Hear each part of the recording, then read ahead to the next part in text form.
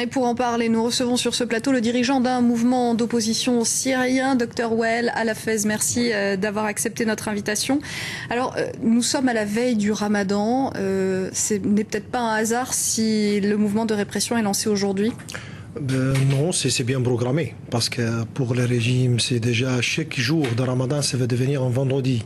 Donc ça va amplifier, ça va intensifier les manifestations, et vraiment qui insiste toujours et qui déclare bien qu'elle cherche de tomber le régime et changer cette époque noire. Vraiment. Donc là maintenant, avant d'entrer dans le studio, j'ai eu un coup de téléphone un des correspondants des activistes là-bas sur le terrain à Hama. C'est pas que c'est 121 jusqu'à maintenant, il y a presque 160 blessés à des résorts, parce que le régime, qu'est-ce qu'il a fait comme un triangle où il y a la force des manifestations, c'est Hama, Dara et des résorts. Donc il a attaqué sur 3 zones avec une violence d'attaque hier dans l'après-midi vers Homs. Donc il essaie de frapper fort avant Ramadan en pensant avec une illusion qu'elle va gagner la bataille.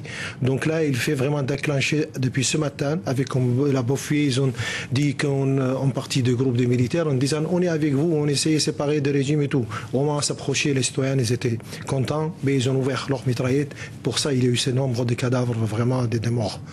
Là, bon, c'est pas grave. On nous a fait une fois, mais ce ne sera pas répété deux. Donc les chars, les informations que donnait Isabelle Delerba sur les militaires qui viennent embrasser les militants, selon vous, c'est un piège. C'est-à-dire, vous savez, maintenant, le régime, depuis presque 3 semaines, il a commencé à utiliser, nous l'appelle Shabiha, c'est-à-dire les bandits, qui le prennent les militaires, l'uniforme des militaires, il les fait infiltrer. Et comme ça, eux qui s'étaient groupés ce matin pour dire ça y est, on est avec vous, on est avec vous. Donc les gens ils étaient contents, ils allaient approcher. Au moment où ils sont approchés, ils ont ouvert le feu sur les citoyens. L'agence de presse officielle parle de barricades désormais à Hamas. Vous avez des confirmations? De presse officielle de quelle? RPGS. Ouais, bon. Elles disent ça. Bon, nous, je reçois des infos des gens, des activistes sur le terrain. Donc, ça qui m'a téléphoné. Moi, depuis 6 heures du matin, j'étais en contact avec eux. Après l'attaque, ils ont téléphoné. On essaie de gérer la situation au niveau des réseaux Hama et Dara, vraiment grand. Et nous, on essaie. Il a déclenché Assad la guerre vraiment ouverte. Moi, avant-hier, sur Al Jazeera, j'ai déclaré qu'on a formé un conseil national pour la libération de la Syrie. Donc là, formé de la partie militaire commandée par l'armée syrienne libre, commandée par le colonel Moussa.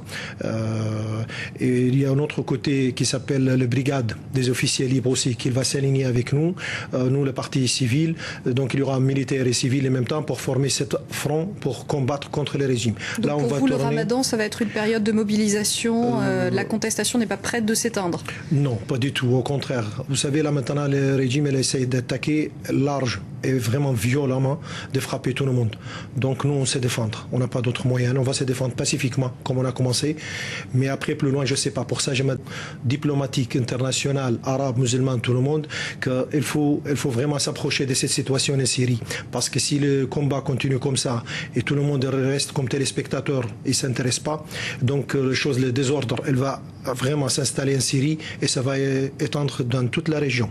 Merci beaucoup, Wael Al-Hafez, d'avoir témoigné sur notre antenne sur France 24.